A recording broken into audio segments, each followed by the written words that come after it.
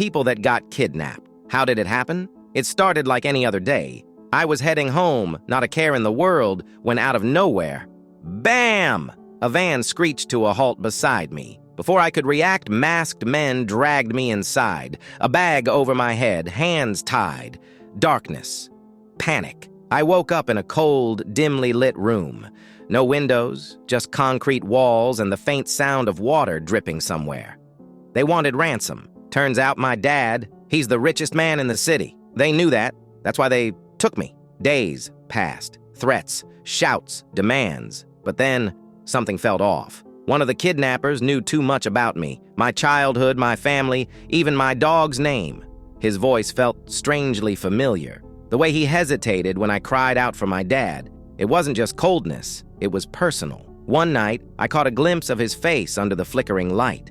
My heart stopped. It was my dad's brother, the uncle I thought had disappeared years ago, but he hadn't disappeared. He was here, holding me captive, fueled by bitterness and greed. The twist? He didn't want just money, he wanted revenge. My dad had built an empire, leaving his own brother in the shadows.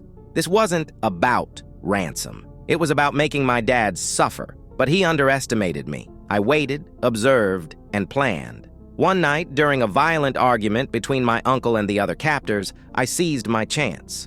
I managed to slip free from my restraints using a sharp metal shard I had hidden. I crept through the shadows, heart pounding, until I found a small, rusted panel in the wall.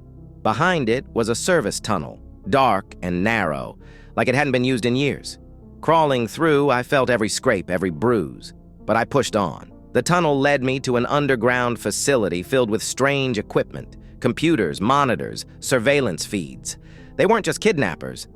They were part of something bigger, something organized. Suddenly, alarms blared.